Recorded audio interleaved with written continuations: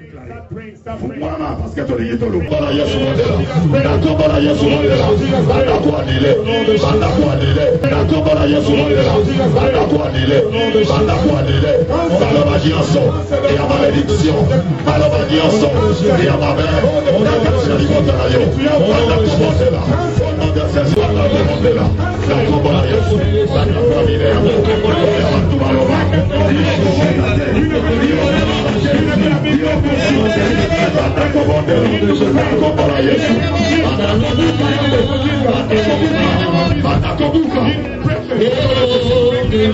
Alléluia, alléluia, alléluia, alléluia, alléluia. Le ciel est dans notre travail.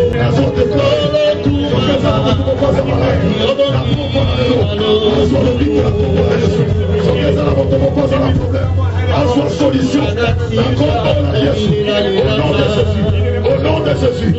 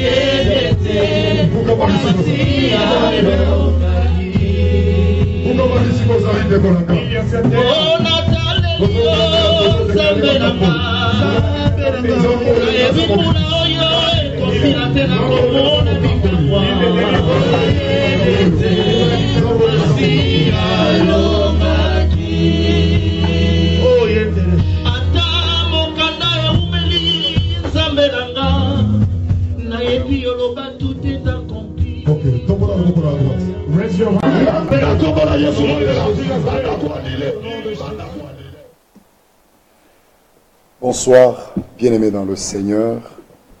Nous bénissons notre Dieu pour ce moment précieux, un moment merveilleux dans la présence de notre Dieu. Je sais que la vie de quelqu'un sera bénie ce soir.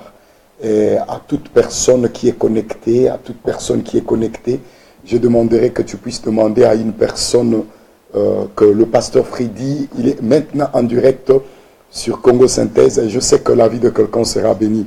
Bien-aimé dans le Seigneur, on n'a pas Bolivie à Motonyonso, Oazolanda Biso, Napokwa na lelo, Nzamba Salibiso Ngolu, Malobanaye et côté Yama na Ngolu Nyonso. Yango na sengi na Motonyonso, même au côté na Facebook na Biso, au Komona Biso, tous appels live kuna na katia Facebook. Yango na sengi eti nazo pesa communiquer oyo, pona mutu nyonso oyo azana kati na programme oyo tozana ngoya le 26. Bien-aimés dans le Seigneur, le 26 novembre, c'est dimanche, nous avons un programme que Dieu nous a donné pour la prière. Tobengiango, méga prière en blanc, où nous serons habillés en blanc pour déclarer la puissance, la gloire de notre Seigneur dans notre vie. Alors je t'invite, bien-aimés dans le Seigneur, ça sera une journée où nous allons jeûner, tokozala en jeûne et prière, tokokota jeûne à partir le 25 à minuit et nous allons clôturer le 26 à 17h. Nous commençons notre culte de 14h jusqu'à 17h. Na bengi si bandeko nyonso au bazan na province, merci pour la bandeko nyonso basombi batike na bango, qu'on va se retrouver ce dimanche. Adresse ezana petit écran na bino. Nous sommes sur Falcon Road. Ezali Falcon Road, Ezali na côté à Tampa Lane, donc au Koki Kozwa bis 29 67 141, soit aux métro Piccadilly Line et qui sur na Tampa Lane, tant au Kitiwana, au Kobenga na numéro de téléphone Ezali wana, bakoye bako expliquer. Ce n'est pas vraiment esika kobunga, esika wana na pembeni wana, ezana basel ya ba voiture au bazoteka et puis ezana esika oyo tomoni bazoteka ba meuble ezali wana restaurant ezali wana okoti na barabala wana okokuta biso wana na kati na école. Nous t'invitons pour que nous puissions proclamer la puissance de notre Dieu dans nos vies. Bien-aimé dans le Seigneur, thème na biso ezali, parle toi-même pour te justifier. Alors, je ne suis pas seul. Nazanga à mon côté aujourd'hui. Je suis venu avec ma femme, nous sommes ensemble tous ensemble, nous marchons ensemble, bisika nyonso, nangolu na nzambe, nzamba sali biso grâce pe lelo, tokutani nisusu awa na Congo Synthèse, moi sinanga ko se présenter pour nako loba oyo nzambe akoki kotia katina ye na poko na lelo. Maman, bonsoir. Bonsoir papa. Ouais, peuple na nzambe bazo landa yo. Shalom, shalom, peuple de Dieu, que Dieu vous bénisse. Et je réponds au nom de maman Jilika Bongo, le papa Outiko Loba. Nous sommes là pour parler de la part du Seigneur. Nabo landabiso na ba écran nabino na permission bo pesi biso tokoti na bandako nabino, que Dieu vous bénisse. Ya solo nzambe apambola moto nyonso tozo parler aujourd'hui sur parle toi-même pour te justifier. Thème na biso yango wana nalingaki mama amema biso ko expliquer biso na point oyo nzambe akoki kotia lelo katina ye sur le thème parle toi-même pour te justifier. Nous sommes là ensemble nalingi moto nyonso alanda biso parce que programme à prière oyo eza pour la rekomisa nzambe. Yes maman, olobi nini pour la programme oyo parle toi-même pour te justifier. Oui maman. Merci pasteur pour la parole. Thème nabiso ya lelo eza parle toi-même pour te justifier. Comment tu peux te justifier pour ton problème? Ndenge nini kutako se justifier na likambo na ye. Yes mami. Tokotanga na mokanda ya Jean 11 verset 1 à 4. Papa soko kotangele la. Na otanga na sengi na moto nyonso za l'attentif, nous allons prier. Mais la lingi d'abord moto nyonso alanda ndenge mama zolo bana biso ndenge nini mutako se justifier. Alors tozotanga na Jean chapitre 11 verset 1 à 4. Alors, il y avait un homme malade, Lazare de Béthanie, de village de Marie et de Marthe. Sa sœur, c'était cette Marie qui oignit de parfum le Seigneur et qui lui essuya le pied avec ce chevet. C'était son frère Lazare qui était malade. Les sœurs envoyèrent dire à Jésus, Seigneur, voici celui que tu aimes est malade. Verset 4. Après avoir entendu cela, Jésus dit, cette maladie n'est point à la mort, mais elle est pour la gloire de Dieu, afin que le Fils de Dieu soit glorifié par elle. Amen. Amen. Oh, merci Seigneur. Merci pour la parole, papa. Ce qui totali, tu as 3 points où tu as développé 4 thèmes. Premier point, il faut chercher Dieu pour ton problème. Il y a solo ceux qui total histoire oyo ils ont parlé sur Lazare. Alors Lazare azala qui n'a pas 2 sœurs naé Marie na Marthe. Alors bazala qui batu oyo ba luka ki nzambe pour na problème ya Lazare parce que Lazare azali ko bela. Alors bango bakoma ki na suka na situation à Lazare guérison ezala ki te basala ki nyonso bakoye ko sala mais Lazare azobika kaka te. Mais ndenge ba biso que la première point na biso nous devons chercher Dieu pour notre problème. Il faut que nous nzambe na ba problème nyonso ko ezali ko surpasser bon moina biso. Alors totali Marthe na Marie ba telema ki pour na problème yande ko na bango Lazare. Bondela qui est pas une nzambe. Alléluia. Alors balemba qui était pour la situation oyo batel ce qui est pas une nzambe balobi que Lazare azala ki oyo camarade ya nzambe. Nzambe azala ki kolinga mingi. Alléluia. Nzambe alinga rapende komo bazo landa biso. Ozo se retrouver pe na situation moko ezo tungisa vie na yo, ezo tungisa bomo na yo. Mais tala bandeko oyo bakokaki koloba na batute. Batindi message et pas batouté. Nene maman lobby, la première des choses, il faut nali kambonyo ce que tu sa vie là yo, il faut le kanzambe. Mais ce qui se koyo mutavandi, alobi na ngana le kanzambe te maman lobby ndengeni. To continuer na makambo yo maman ozo le badi. Mutuana ce qui a lobby avanja ko lukanzambe te, c'est-à-dire que ténèbres za ko encheminer. Oh, donc ténèbres et ko bebi sa vie na yo ndeko nanga. So lukinzambe te, c'est-à-dire vie na yo oluki problème na ténèbres parce que nzambe aza la sécurité na yote c'est-à-dire vie na yo oluki problème. Yes maman olobi ndengeni. Il y a ceux qui totali Marie na Marthe. En tout cas koyeba nzambe zali malamu na. Koyeba nzambe za bien. Parce que tant que problème est lié au secours à Liboso, il a pas Nzambe. Oh, merci Seigneur. Merci Seigneur. Qui problème il y a Lazare, ça qui a pas une Nzambe. Quand babandi ko bondela batindi batu balobi bokende et pas il y a Jésus Christ boye bisaye moto oya lingaka bela aya basinga ki secours ya Nzambe. Alors tant bato wana bakendaki bakomi bakutani na Yesu bapesi message na bango balobi ke no batindi biso tala moto oyo lingaka mingi azobela akomi na point ya liwa. Jésus ayebisi bango malade wa soki totangi yango na mokanda na verset 4 Dieu a dit cette malade n'est point à la mort, mais elle est pour la gloire de Dieu, afin que le Fils de Dieu soit glorifié par elle. Alléluia. Donc, malade, Lazare a koufa, mais elle qui pour la gloire. Il y a un na yebite problème nini o ezotumisa bomoina. Nous devons chercher Dieu. Ce qui totali batonio sotozotanga na Bible. Batalaki miso na bango pa ya batote. Ndenge Bible lobi maudit l'homme qui se confie à l'homme. Maudit l'homme qui se confie à l'homme. Solo eza na bato oyo soki passe et l'autre mabolongo na se yake ko luka mutu. Maman lobi bien. Eza na bato mususu olio luka Nzambe yoke luka bato. Amen. Olio fukama o luka longi na Nzambe oyoke luka bato. Amen. Olobi o sorcier nani magicien wana atalaka bien atalaka vu ya bato malamu so atalika na loboko na yo komona vu na yo bien aimé dans le Seigneur. Il n'y a aucun magicien qui peut connaître destinée à mutu. Il faut que luka Nzambe. Bible lobi na biso moto oyo zo luka Nzambe Nzamba komiti ke panaye. Amen. Alléluia. Oui maman, continue maman. Nazo sepela makambo oyo. Alors Marthe na Marie ya solo ba plaçak et ban talela ki Nzambe ba luka Nzambe profondément. Alléluia. Bien aimé na problème na yo luka Nzambe profondément.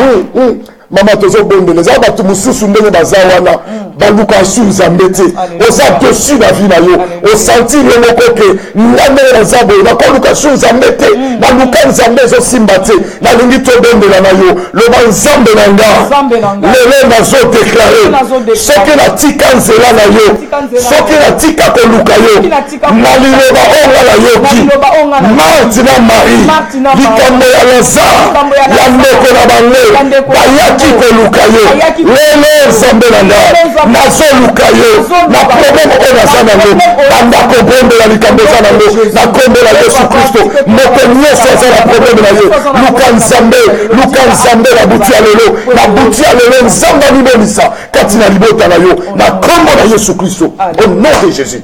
Alléluia maman koluka Nzambe oui.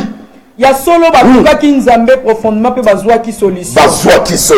Alléluia. Ya solo na pokwa na lelo tango mosusu ekoki kozala yo boza na problème moko oyo eza na ba famille na bino batiela bino eza na ba hôtel moko ya mabe oyo tango mosusu ba parents ba plaça oyo ba fête na biso ba plaça mais lelo tozo vivre ba conséquences nango mais ozo yeba ngote bakate ya bino tango su mondelo tango su yele oyo akobala azongi oyo akobota kaka na ndako ba parents mais normal c'est tout un problème. Alors quand tu es révélé na liloba oyo ya Nzambe telema il faut que Alléluia. Telema luka Nzambe vendre sika moko pona nini. Maman tellement yango na zo invité bandeko nyonso. Je profite de cette occasion pour la koloba bandeko nyonso était le 26 oyo eza journée de prière. Méga prière eza prière de prière. Donc tozo bondela. Le 26 nous t'invitons à être là. Le 26 pour te bondela Nzambe na biso. Donc la Nzambe Bible le dit la biso parle toi-même pour te justifier. Ton maman le dit awa ndenge nini mutoko se justifier na likambo na ye. Oko se justifier na likambo na yo na koluka Nzambe. Soko luki Nzambe problème na yo ko za la justifier. Justifier na batute, justifier na munga ngate, justifier na kanisa batute, mais justifier na koluka Nzambe. Oh, merci maman. Olobi ni maman Langara, on continue lisusu. Yango wana tomona ki suite ya Lazare, le Lazare Nzamba ki kotia au secours et pas ya Marie. Po balobi Nzamba babi Nzambe alinga ki Lazare tellement. Tant azwa ki information wana. Aebisi bango bokende koyebisa Marthe na Marie Lazare akokufa te. Gloire na nga. Alléluia. Bato mosusu ba mona lolenge nini gloire Nzambe yes. Kwa bato misusu pe na époque wana ko sala doute. Oui. Parce qu'on dit maté que Nzambe za na asala. Parce qu'on dit maté ba mi place qui confiance na bango moko. Alors yango na Lazare il fallait comme na point wana pour que gloire Nzambe ya ko se manifester. Yango na tosolo banayo dans musuma on se retrouver dans la situation moko on le bien signifie dans le baby mais te ko peso sango malamu na tongo te na butu ya lelo et li kambo ozo traverser na vie na yo et ça pour que kembe na Nzambe et limonisa et koko limonisa lelo et koko limonisa lobi on ko forcer Nzambe te bien-aimé dans le Seigneur nous t'invitons à être là dans ce présence de notre Dieu. Yes mamie, alléluia. Oh, la deuxième point na biso. Il faut avoir confiance dans sa parole. Il faut placer foi na yo na liloba ya Nzambe. Jésus-Christ de Nazareth. Ayebite alors ceux qui Marthe na Marie bazala bato na kondimate mais lelo pe Lazare assez quoi parce que bazala qui va placer qui confiance na bango na liloba oyo Nzambe alobaki parce que mama Nzambe alobaki na bato oyo tant batindi prière alobi na bango ndenge lobi na tosuki na verset 4 alobi na bango cette maladie ne point à la mort. Amen. C'est-à-dire Nzambe ça qui déjà réponse. Il fallait mutu akangama azala na confiance na liloba Nzambe kokanisa ete liloba oyo ya Nzambe ekufaka te epolaka te. Amen. Alléluia. Nzambe tiko kisama. Alléluia. Ko zonga te sans epambola. Merci Seigneur, merci Seigneur. Deuxième point avoir confiance dans sa parole. Avoir confiance dans sa parole. Marthe na Marie. Bazaki na confiance en Nzambe. Liboso épreuve, il faut qu'on a confiance en makas. Liboso épreuve, zala na confiance na liloba Nzambe. Yango wana tango likambo ekoleli bango bayebi ke eza na moto moko esika biso to suki awa mais eza na moto moko akoya ko banda pona viande Jésus Christ tellement balinga ki se ko mobali alors basenga ki au secours epai na Nzambe. Alléluia, alléluia. Nzambe aye atinga lobi ke malade wana eza pona gloire na ye ye moko ayaki parce que ba bien fait à Lazare et ganga ki liboso na moninga malamu moninga tongo pe na pokwa Nzambe oya salaka bien-aimé dans le Seigneur ndenge mama uti koloba confiance na liloba Nzambe Bible lobi na biso maudit soit celui qui se confie à l'homme moto nyonso azo se confier na mutu c'est une déception na yebi bandeko moko ba se confier plus na ba médecin pona kosala ba check up ya vie na bango ba se retrouver que malade wana médecin ko déclarer na suka ke oyo ko bomayo kaka mais il y a une seule personne oyo akope so diagnostic ya malamu ata nganga diagnostiquer la vie na yo ke ekosimba te une seule personne l'homme de Galilée oyo akota même na kunda pour obinisa Lazare Nzambe wana yende il faut placer confiance na kati na liloba na ye et okomona solution na likambo yo zoluka. Yes maman olobi totanga ndenge yango tokotanga na mokanda ya Jean 11 na 4. Nous avons Jean 11, 20 à 23. On continue dans 20 à 23, 25 ans. Voilà, nous allons continuer. Donc, Bandeko Bazo Landabiso, Jean chapitre 11, verset 20 à 25. Donc, nous sommes en train de parler sur la confiance en Dieu. Pour placer confiance na yo et pas dans Nzambe, na liloba Nzambe. Pour placer confiance na yo na batute to landi. La Bible le dit Nabiso, lorsque Marthe et Marie Marthe apprit que Jésus arrivait, elle alla au-dedans de lui, tandis que Marie se tenait assise à la maison. Marthe dit à Jésus, Seigneur, si tu eusses été ici, mon frère ne serait pas mort. Mais maintenant même, je sais que tout ce que tu demanderas à Dieu, Dieu te l'accordera. Jésus lui dit, verset 23, Jésus lui dit, je sais, lui répondit Marthe, qui le ressuscitera à la résurrection au dernier jour. 25. Jésus lui dit, Je suis la résurrection, Alléluia. la vie. Celui qui croit en moi vivra. Quand même il serait mort. Quiconque vit et croit en moi ne mourra jamais. Alléluia. Crois-tu cela? Alléluia. Béni soit le nom du Seigneur. Alléluia. Yes, maman. Alléluia. Nous avons besoin de maman. Il y a solo tala Marthe, biso batu, tozaka tango mosul liboso ya bepreuve. Yango to moni Marthe pazaki na kondima lisusu te. Atie doute. Alobite ose kwa na ye mukola suka. Papa akosekwa muta sa kufi. Akosekwa ndenge ni na jour ya suka ya mokili, na jour ya fin de ya ne ton camp. Parce que muta sa kufi papa. Asa kufi asa poli. Asa poli asa baby. Akosekwa ndenge ni parce que ezaki ni déjà quand on pose nzambe question c'est-à-dire doute moko doute koti na kati ya motema. Ndenge mutu moko se poser question est-ce que na malade ou na zana est-ce que na kobika est-ce que makambo na ngo okende liboso tu te poses des questions dedans de toi ozomi tu na ozo douter yango liloba nzambe lobi placer confiance na liloba na ye parce que sans placer confiance na ba doute na yo na makambo ozokanisa ekosimba te. Oui maman, continue. Alors en ce moment là quand mon nzambe atali Marthe ayebisiye je suis la vie et la résurrection. La vie et la résurrection. Alléluia. Merci Marthe Kondima. Alléluia. Et la musique Kondima. Ah bon? Ah bon? Donc, likambo ko changer pe la vie. Changer pe la vie. Petit frère n'a pas pu collaborer. Jésus a dit je suis la vie et la résurrection. La résurrection. Bien aimé. Quand on a vie, on a vendu Katina yo. L'équipe a problème. L'équipe a problème aux anango. Alléluia. Qui Lazare, Nazolo bango muto sa police. Alléluia. Yesu Christ. Makambo sili déjà. C'est le Zobima. Mais notre Dieu. Alléluia. Des fois, œuvre n'a biso ganga kaliboso nza. Alléluia. En ce moment, œuvre il y a Lazare de comment qui ko ganga na présence nza. Il y a mot des fois, épreuve na yo, balobi bien parle toi-même pour te justifier. Mais yo se justifier kana nzambe na makamboni. Alléluia. Alléluia.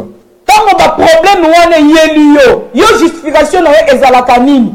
Parce que et pas y a Marthe na Marie, justification na bango ezalaki que ton ami, c'est-à-dire que Lazare a salaki mini pour Nzambe. Nzamba bengiye best friend, Nzamba bengiye camarade.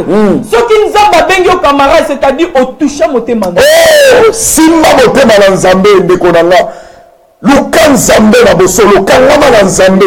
Zala na Nzambe la bato belé lelo bazo simba motema na Nzambe, c'est-à-dire toucher le cœur de l'Éternel. Nzamba yoka lokola Lazare, Nzamba sa répondre déjà au kokufate. Et ça pour l'entemble, Nzambe pe ayeli sus. Abandi ko yeli sabango. Longola doute na motema na yo. Parce que ndeko na yo akosekwa. Mama la mingi to bombe la pona bande ko nyoso balati doute na mitema na bango. Bombe la prenga loba Nzambe nanga. Oyo nyoso.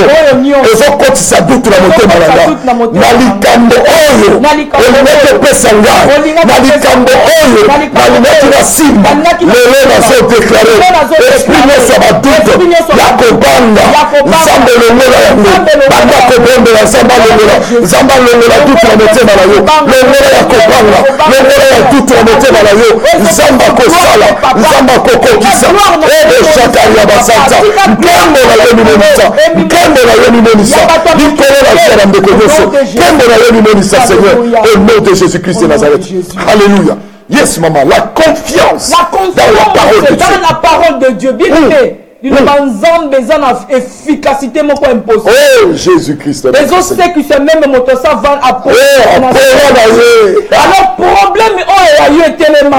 On est vanda bamboula na bamboula. Jésus. On est dans la qu'on a kimi ezali. Oh, ozwa yona bana na maman na ndako kimi ezate. À cause de mosusu il y a la finance, il y a économie en boka. À cause de mosusu, au sala comme au sala salaire. Et là, c'est tout un problème. On bête à caillou du matin au soir, mais au côté la mbongo zo soit la maboko boye. Au yomoko komi comme il est là. On le dit mais nazo mon a passé. Mais peut-être exact quelque part part basi badeklara yo basi baloba maloba mabe likolo ya vi na yo mais yo oza kokotaka na kati ya ignorance balobi ke yo kobonga te atoke na poto wana malédiction sur malédiction ovandi na yo mais eza quelque part bazoloba mabe mpo na yo mais confiance tanga poko na lelo toyokolisa yo place confiance na liloba nzambe telema balobi la parole de Dieu eza vi mobimba kati na nzoto na biso liloba nzambe fo totambolaka nango butu mobimba oyo ebibisaki lazare oyo apolaki eza kapable ya kotelemisa yo nzambe aza capable ya kobimisa yo mama lobi situation oyo ezolelisa yo nzambe aza capable mpe lelo aya mais problème na yo eza place ta confiance dans sa parole. Placez confiance dans oza wapi mama, oza douter na nini, oza bangela nini, okanisi kosimba te et kosimba. Nazo invité Motonyos. Le 26 oyo, le 26 toza la prière, méga prière. Eza mokolo oyo tozo bondela. Na sengi na Motonyos esika ozali soki nzambe asimbi motema na yo, soki nzambe asimbi yo. Venons ensemble, plaidons dans la présence du Seigneur. Parce que nous avons un aposa, tokutana ensemble, plaidons ensemble. Mais parle toi-même pour te justifier. Yaka la présence dans Zambé le 26. Wana, soit adresse, soit au bengi biso, tokoye na bengi niya, akwa loketio, na esikawana pour la tina kobonde dans Zambé. Yes, maman, la confiance dans la parole de Dieu. La confiance dans la parole de Dieu. Donc, placer confiance n'est pas un nzambe na bato mokilité. Pele lelo bokoma kozwa ko placer confiance na mino na moto. Lokola moto wana apesa ki loko moko songolo komi lokola prisonnier. Ofandeli lobite ya sala kinga iboy. Ata salinga mabetika okomisi ko adorer moto wana. Oh nzambe ba partager kaya na moto moko. Jésus. Yango ezala ba misusu lelo bazo payer ba prix o bango. Bakana kate na ba vie na bango. Il y a des réclamations au salami quelque part. Oh lelo okomi ko vivre yango. Tango mosusu ovandi na ndako na yo, mais ana quelque part bazolo ba mabe po na yo. Okoma cible ya songi songi. Bien aimé, il est temps placer confiance et pas en Nzambe. Zon Nzambe akoma pire ami na yo. Zon Nzambe wana kotisa na ndako na yo, yende atelema na meme na bana na yo. Confiance et zalabobele pa ina Nzambe. Alléluia. Maman na sepeli tango au lobby na verset 23 Jésus a lobby, Jésus dit ton frère ressuscitera. Amen. Donc Yesu azo pesa akoti sa confiance na moto oyo azo koti sa doute katinaye. Mais azo comprendre kate Marthe a lobby na verset 24. Je sais, lui répondit Marthe, tu le ressusciteras à la résurrection au dernier jour. Oza na problème mais ozo kanisa te ekosimba te lelo. Na moni kaka, na moni makambe ekosimba ta muso après lobi kuna après 4 semaines. Non. Ni nzambe soka lobi akosala lelo akosala lelo. Soki nzambe lobi akosala lobi akosala lobi. Tu ne peux pas douter de la parole du Seigneur. Nzambe aza nzambe. Nzambe a continué lisusu. La verset 25. A lobi Jésus lui dit je suis la résurrection. Mais c'est pas la phrase wana. Yesu alobi nazali se quoi. C'est-à-dire likambo nyonso oyo ese kufa. Oyo ya malamu kufa. Nzamba koti ko sekisa yango. Likambo nyonso oyo bangula baloba bakanga yango. Oyo shakariaba. Nzamba sa capable ya ko sekisa yango. Tout ce qui est mort, qui est à toi, oyo zaché. Nzambe aza capable ya kozongisa ngo na vie parce qu'il est le Seigneur de gloire. Il est le Seigneur de gloire. Oh, bien aimé dans le Seigneur. Maman, on a dit nazo soit toujours la même allure. On a akisa mutu nyonso que tozo to kangi na bracket place oyo. On a kozonga na mwasi moko je crois na sinate yango. Zala mwasi moko la veuve de Naïn. Mwasi wana. Amen, amen. Azaki na mobali na ye akufa. Parce que Yesu aza la résurrection. Na nina la ksamutu nyonso que Yesu aza lise quoi. Donc mwasi wana azokene na ebembe. Bazokende po bakunda mwana na ye. Baza na nzela bazokende bato bazolela. Meme pe bato banekolela ba Marthe awa. O Lazare akufi esili makambo nyonso esili. parce que tango passe côté la kamutu mutu moko te ayaka pona robeta maboko mais ba oba yaka eza pona koloba omoni asuki tolobaki na ye tolobaki poto eza pasi mais ya yoka kabisote bien dans le Seigneur yango na zoloba mama wana tango azokende batu musu balobi oyo penza baloka mobali ya kufi na mwana moko azalaki na ye pa azokende ekomi na suka la fête suka na ye eza suka te esika bato basukisi yo nzambe na basukisi ye te nzambe azobanda merci mama esika bato bazosukisa yo nzambe azobanda na yo ntango bazokende na mwana wana balobi toke kokunda ye toke kosukisa ye toke po tosilisa ye esika wana nzambe alobi non cet enfant moi je suis la résurrection soki ebembe ezoleka nzambe aleki ya ebembe wana yebaka ebembe wana ekosekwa soki maladi moko ezoleka nzambe azoleka na nzela wana yebaka nzambe akopesa yo lobiko rebo shakaria masanta yango nazoloba na moto moko yesu aza lisekwa mwasi wana nzambe aloba l'enfant atelema abima na kati ya cercueil maman continue maman ezosala nzambe aza malamu na basize oyo tozopona parle toi-même pour te justifier alléluia alléluia bien-aimé Jésus-Christ de Nazareth nzambe aza malamu kolembate kosalela nzambe oyo Jésus notre Seigneur aza un bon payeur afutaka soki tomoni ba Marthe na Marie bazwaki ba bénéfice na bango lelo Lazare asekwaki yo pe likambo na yo na butu ya lelo balinga te kosekwa na kombe na Yesu Kristo Nzambe na bomo alléluia bandeko ebele oyo bazwi déjà ba ordre de quitter na Jésus wana ozolela nango butu na moi Oto bapesi yo 2 ans, oza na badute olobi est-ce que bako renouveler ngoli? Est-ce que bako renouveler l'issue? Mais je suis venu te rassurer. Confiance pas Nzambe. Et sa confiance n'est pas dans Nzambe. Simbi, ma autorité. Nzamba simbi bité ma autorité. Alléluia. Oh, maman. Cette confiance n'a yo pas in Nzambe. Akoki ko bongo la 2 ans na British. Akoki ko bongo na papier. Alléluia. Donc c'est Dieu là. Il n'a pas changé. Il n'a pas changé notre Dieu. Nzambe na biso a changé te mama la sepeli la place wana. Donc les a battu belé na tango tozoloba. Mitema na bango za kolela. Baza kolela. Tango mosusu ordre de quitter. Tango mosusu ba pesinga ka 2 ans. Tango mosusu na zomona na kambozo simba te. Mais lelo toye ko peso espoir. Toye ko yebisa yo. Placer confiance na lena maloba Nzambe.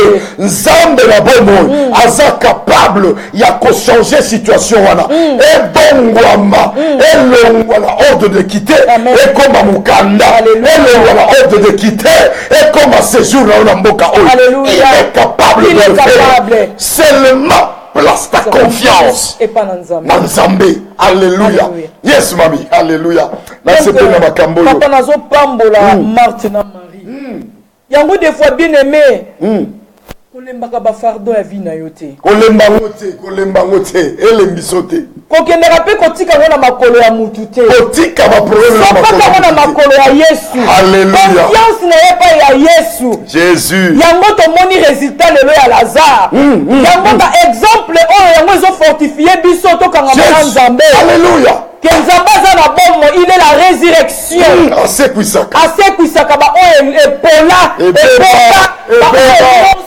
on avait bien que yoko balaka te on papa mais nzoka batia un masque de vieillesse mibali balekaka ye kaka bosobaye comme era mariage batiki ye mais elo aluka elongi na Nzambe to a placer confiance n'est pas na Nzambe ya okendaki yolela o nazalaki na Jean kei kaka yeso le problème yango nini yango tata mwasi na biso elo yolela tata mwasi elo yolela papa na Nzambe tu as fait na situation tu as fait na situation na yo Nzambe akoki kozonga amen Nzambe akoki kozonga likambo na yo oyo ozolela Jean wana kenda o Marie wana kenda tu peux Nzambe akozongisa ye mais c'est seulement ce qu'on place confiance na yo et pas na Nzambe wana yo ozolela Jean kei mais oyebi te tina nini Jean kei amen nzambe aza capable ya kozongisa likambo na yo ndeko moko abengi nga alobi papa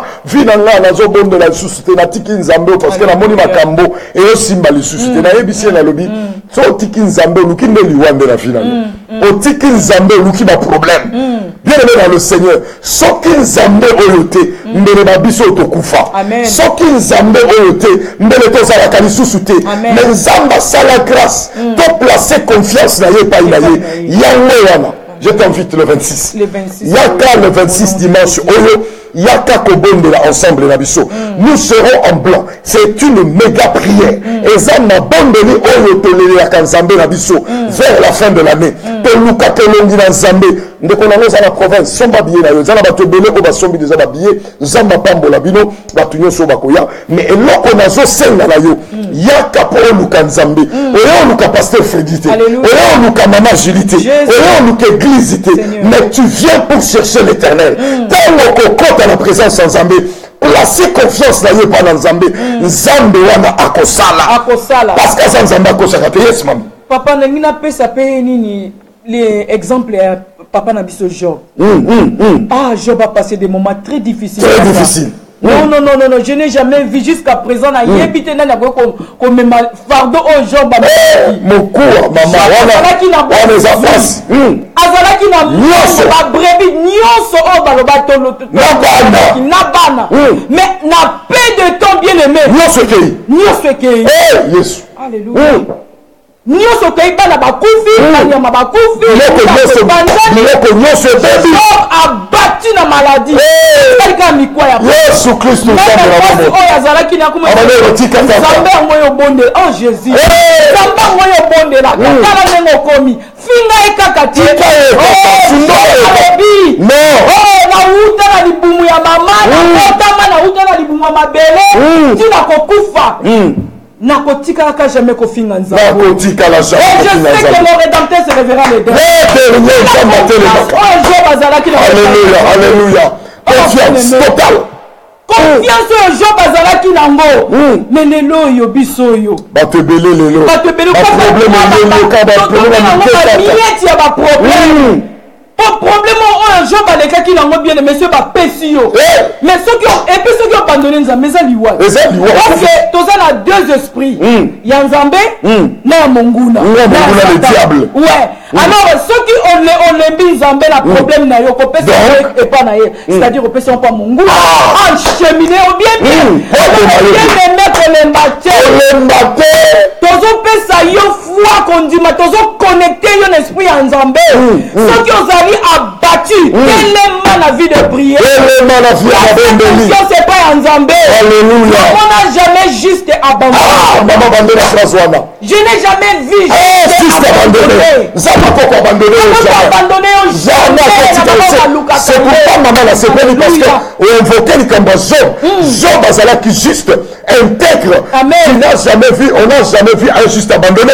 Nzamba ko abandonné yote. Malgré Job, biloko no se débattre. Makambo no se kufi. Mais le corps a placé confiance dans le Nzambe. Nzamba tika yote. Nzamba abandonné yote. Bien dans le Seigneur.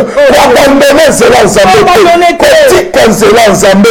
Kangana Nzambe. Tika Nzambe azala motambu sina yo. Alléluia. Yes maman.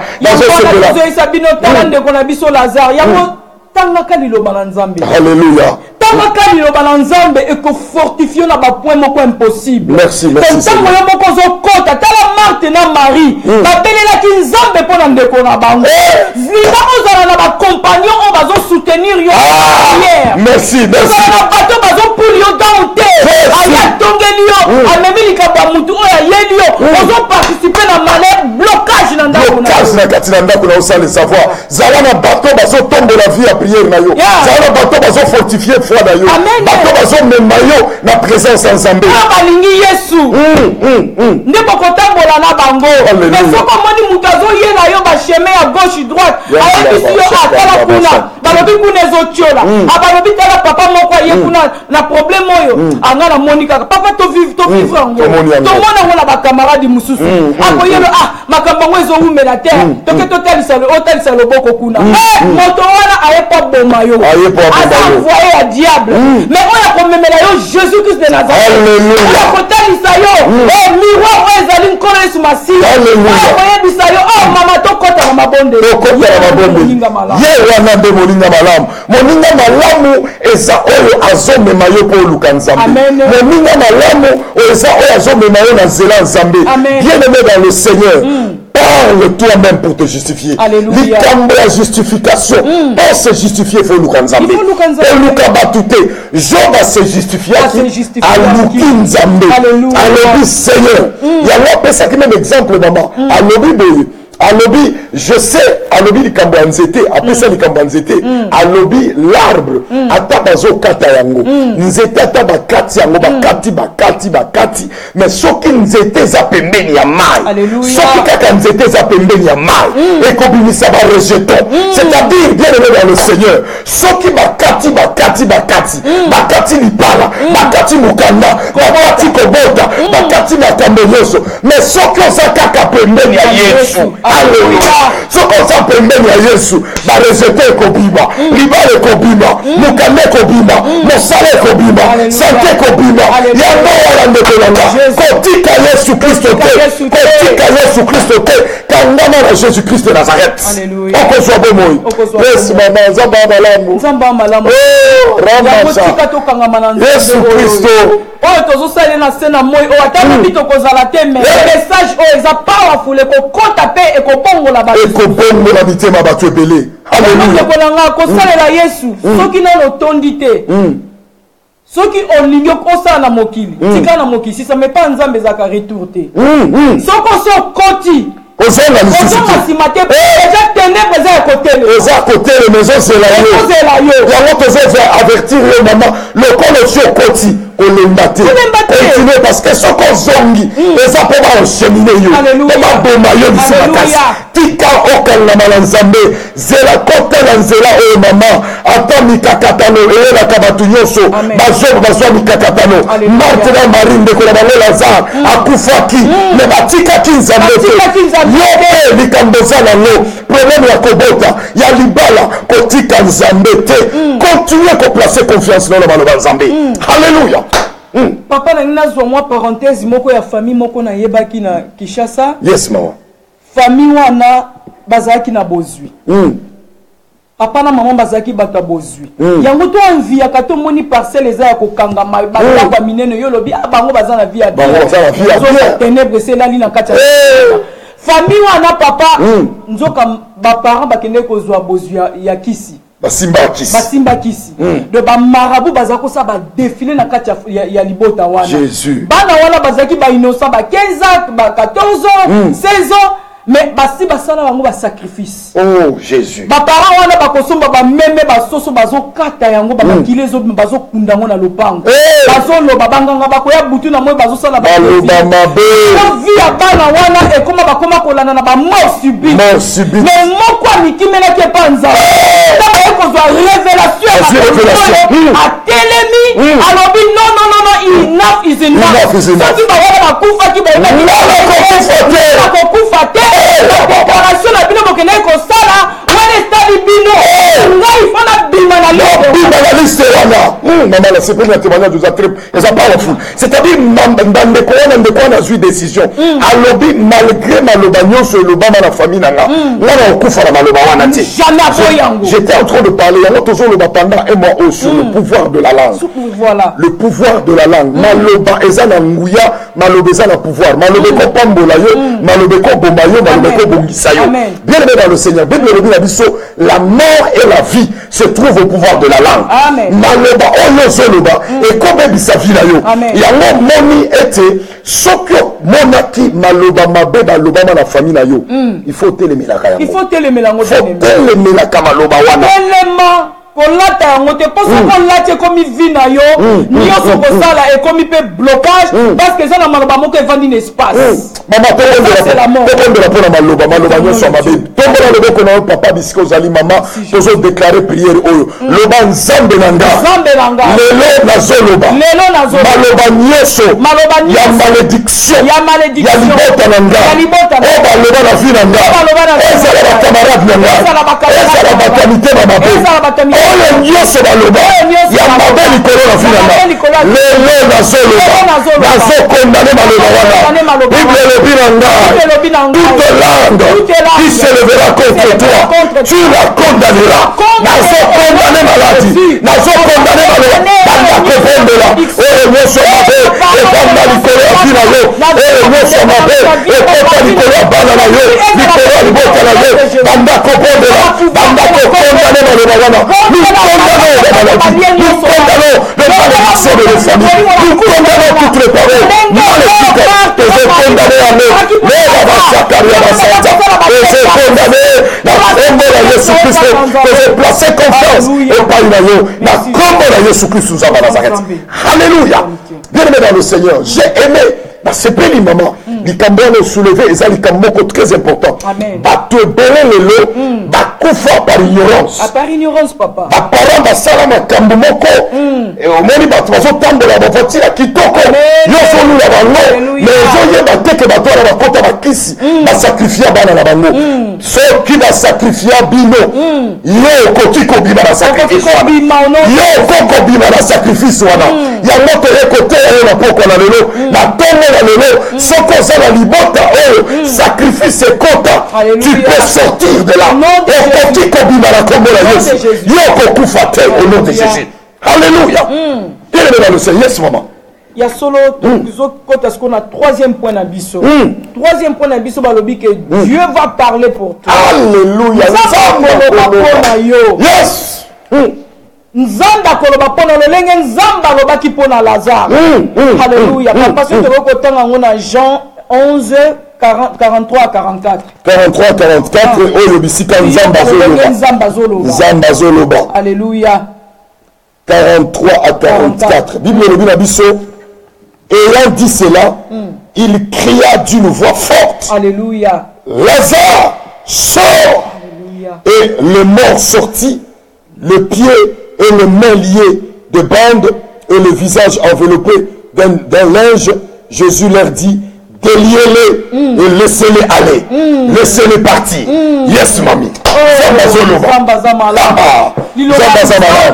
Oui et amen. Amen. Amen. Amen. Amen. C'est un médicament. Tala awa ndenge nzamba lobi pona Lazare. Nzamba lobeli na tina na Lazare. Alobi Lazare sort. Voilà ya ténèbre ya nzambe voilà nzambe kokani na bavoi na biso te. Kokani na bavoi na biso te mama. Loba le kambola la lisusu mama la sepeli. Maloba nzambe kokani na baloba na biso te. Kokani na baloba na biso te. Voilà nzambe et kokani na voix na yo te. Voilà pambe koki kokamba la situation. Jésus-Christ de Nazareth. Lazare sort. Lazare abimi balobi Lazare azaki akokangama na basinga. Elongi na ye babandie na linge ya pembe. Lazare abimi. Et puis alobi bo délier Lazare atamboli Marthe na Marie esengwe tondi. Esengwe tondi na bote. Bazui o ezalaki solution ya ba prière na bango. Alléluia, alléluia. Bon de la technique kino komona biyano kokata te. Kino yoko mona biyano. Bondela kino komona yano. Donc on va yebisa biso ke Marthe na Marie babandai ko bondela kino komona kino. Papa bondela kiti bamona kibiyano bamona kino. Olendi pona nini mama?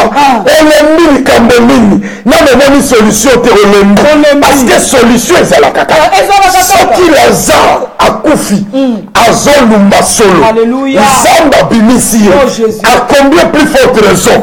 Problème na ya mukanda, problème na ya libala. Amen. Oh maman continue makanda les autres salanga digi nazo sati. Donc Lazare oh bien-aimé. Alléluia. Nzambo aza très puissant. Aza très puissant. To banga Nzambe. Lazare abimi, maintenant Marie basepeli. Basepeli. Batikala qui toujours demeurer dans la présence de Nzambe. Alléluia, alléluia. Fidèle Nzambe. Jésus-Christ de Nazareth. Babi a solo et puis mboka wana nyoso ba obandima qui est bandimi. Bandimi Nzambe. Bandimi. Dieu la vie et la résurrection. Parce que babanda qui ko douter. Yes. Tango bazo kende, tango Martina Marie bazo bima, bango ba monika bakena na lelita bakekolela. Bakekolela nzoka ba yebite que bakekolela te bakekoluka nde El Shaddai. Amen. Bakekoluka oyo apesaka solution. Amen. Mutu mosokokanisa ke obimi yango yake wapi yango nzoka ozoya nde koluka Nzambe. Yango nalobi na bato nyonso oyo bazwa le 26 oye koluka église te oye koluka pasteur te, mais tu viens pour chercher l'éternel. Bima na ndako na yo yaka le 26 mpona koluka Nzambe. Nabengisi moto nyonso yaka koluka Nzambe. Mokolo wana Bible ezoloba na biso teme na biso, parle toi-même pour te justifier.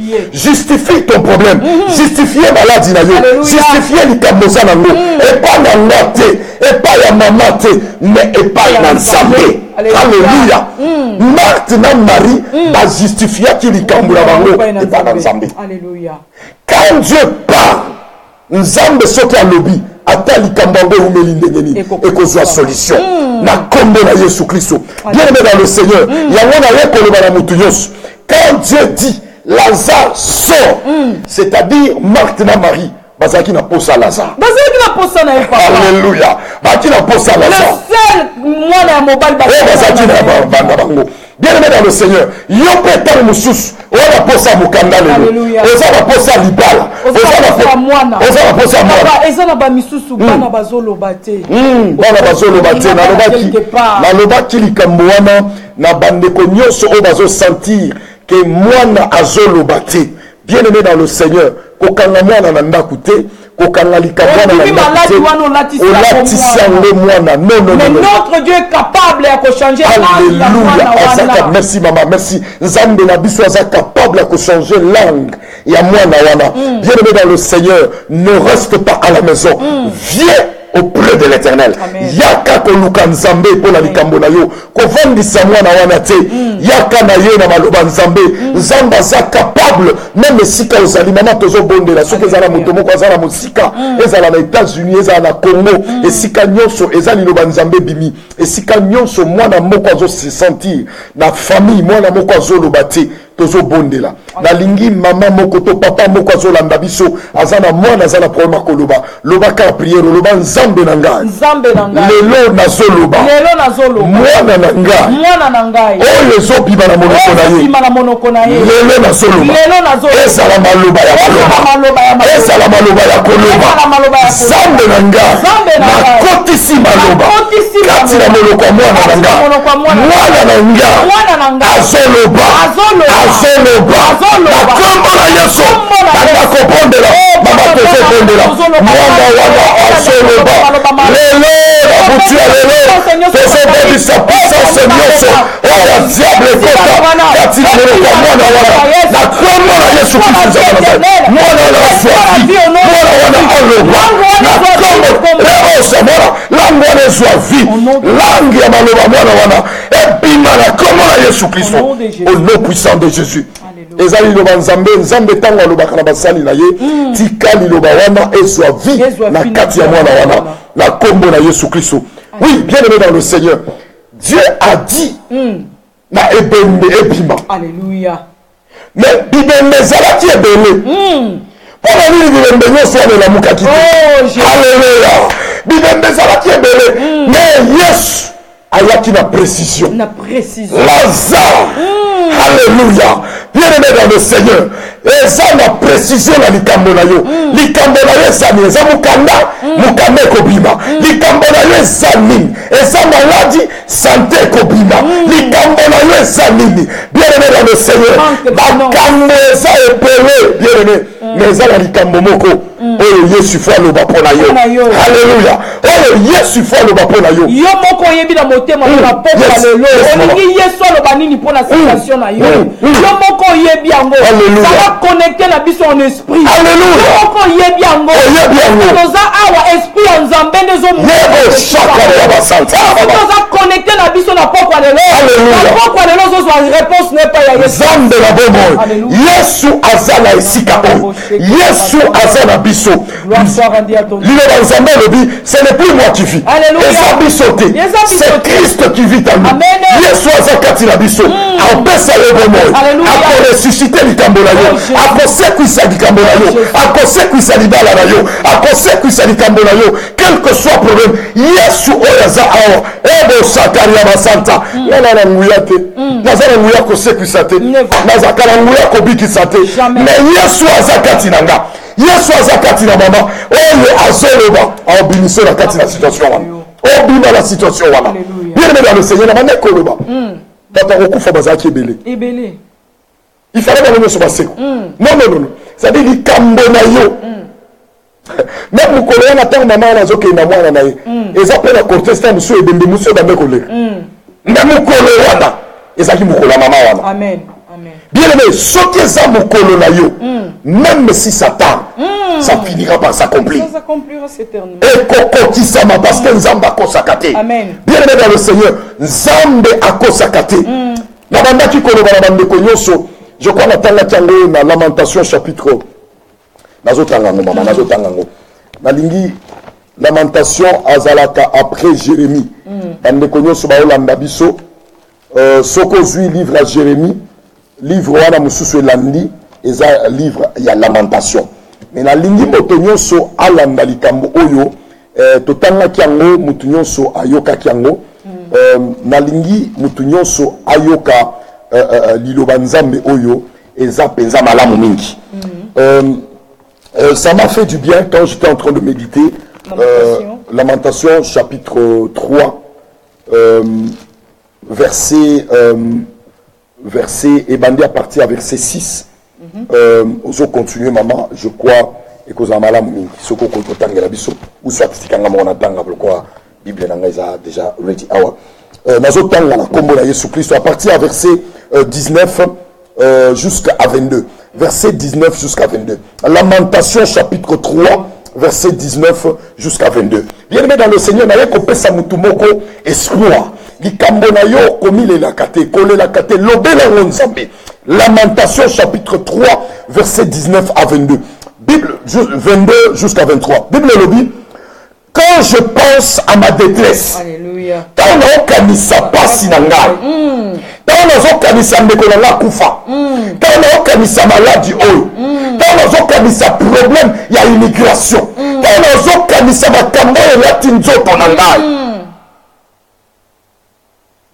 quand mon âme se souvient d'elle, est abattu au-dedans de moi, quand on kanisa ma passion no sentir yo mokoke maladie pasi ekoti na motema. Verset 21 lobi na ngaboy nalingi moto nyonso ntango azotanga azosekola. Verset 21 lobi voici ce que je veux repasser à mon cœur. Tala eloko nakotisa lisu na motema na ngai, ce qui me donnera de l'espérance. C'est ce qui s'est passé na Marthe na Marie. Tala makambo malgré ndeko na biso akufi, malgré makambo ezokende malamu te, mais tala makambo ekopesa nga encore l'espoir ya vie na nga. La Bible dit dans verset 22, les bontés de l'Éternel ne sont pas épuisées, ses compassions ne sont pas alertes, il les renouvelle chaque matin. Alléluia. Tala eloko ekopesa espoir na vie na yo. Bonté ya Nzambe esili nanu te, Nzambe asilisi nanu kosekwisa te. Yango wana bandeko na nga Marthe na Marie bakomprenaki les bontés de l'Éternel ne sont pas épuisées. Ndeko na nga Nzambe azosala kino lelo, Dieu continue à travailler jusqu'à aujourd'hui. Ce qui a sécurisé Lazare, on sait que ça peut likambo la kati na vie na yo. Il est capable de le faire. Bondo la prenga loba nzambe nanga makambo nanga nyonso oyo ya malamu namona ekufa soki ezalaki sante soki ezalaki mokanda soki eza libala soki eza likambo sondelo nzambe nanga lelo nazoloba likambo nanga esekwa banda kodeklare siko ozali banda kosala deklaration libala na yo esekwa mokanda na yo esekwa fi na yo esekwa sante na yo esekwa makambo na yo malamu esekwa ozodeklare na kombo na yesu ozodeklare au nom de jésus oyo ekufa na vi na yo oyo ekufa na vi na yo tozobondela tozoloba tozosakola likolo na vi na biso ozoloba nzambe nanga sante nanga esekwa nzambe yako nakotikalaka na sante oyo ya maladi te nakotikalaka na sante okufa oyo te nzambe na bomoi sekwisanga sekwisa sante na nga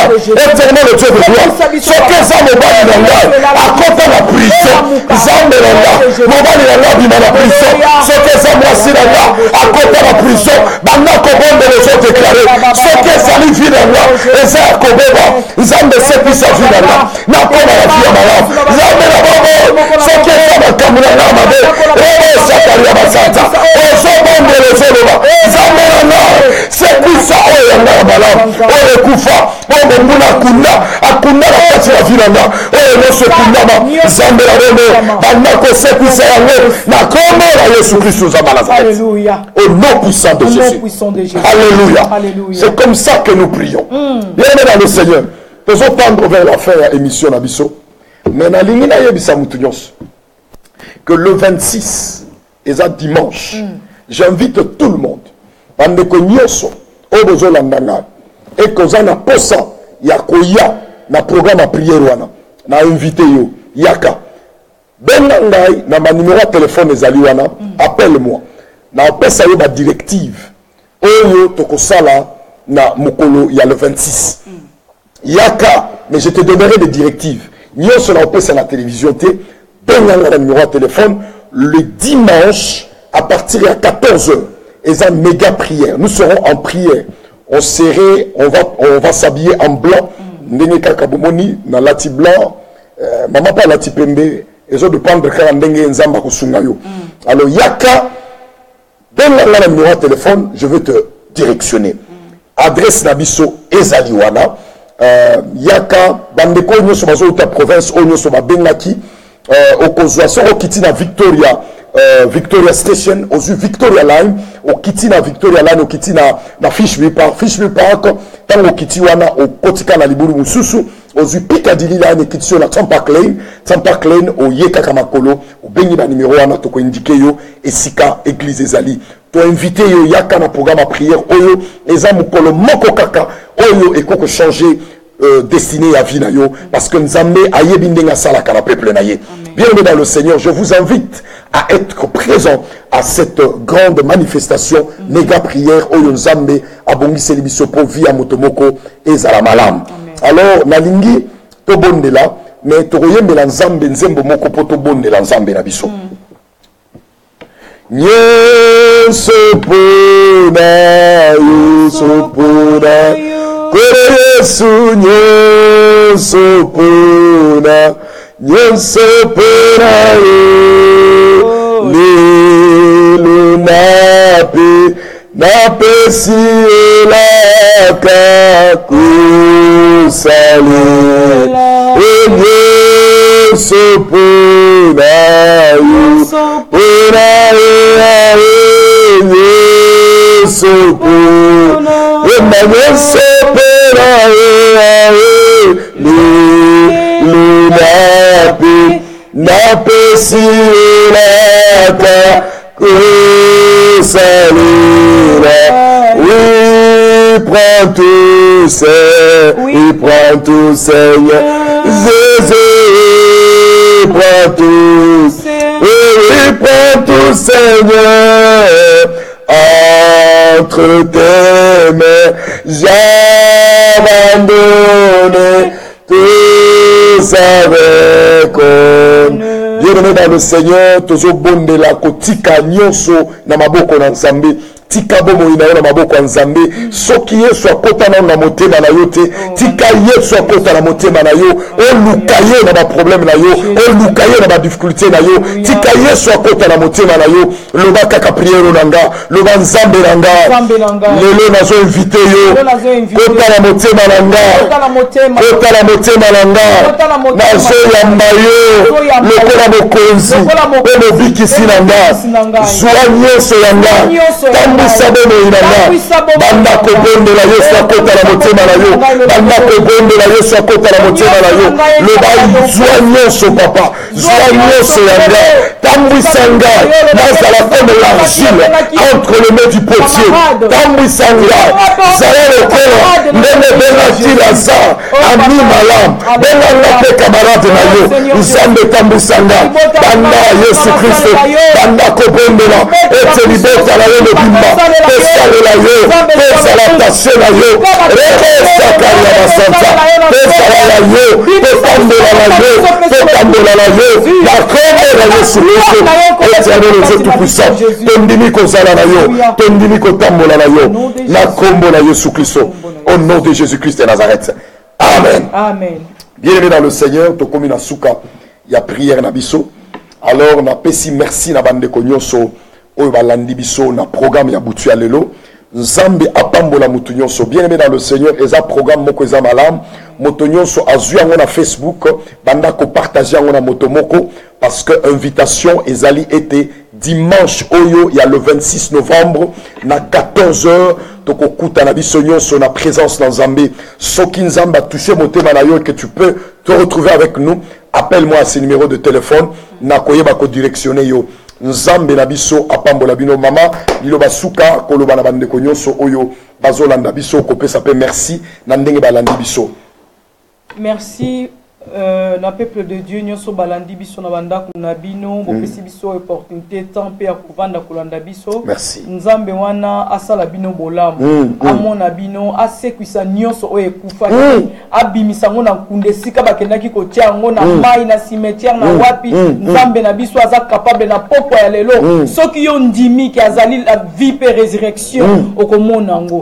Que mon Dieu vous bénisse au nom de Jésus. Merci beaucoup Nzamba pambola bino, on se retrouve le dimanche pour l'enkembo na ye. Lelo na minute aux la prière et à Facebook na minuité. On se retrouve vendredi victoire na minuit bande konyo sobo landa biso na Facebook Freddy Kabongo landa biso vendredi victoire tokobondela pour la lokumu na Nzambe. God bless you. Thank you. Bye bye for now. Merci. Fungwana parce que toli yitolo bala Yesu modela ndako bala Yesu modela ndako adile ndako adile bala bajiaso et à malédiction bala bajiaso et à ma mère ndako sila libota na yo ndako modela ndako sila modela ndako bala Yesu ndako adile ndako bala ndako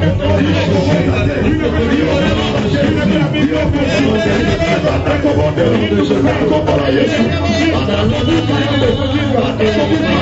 Atakobuka.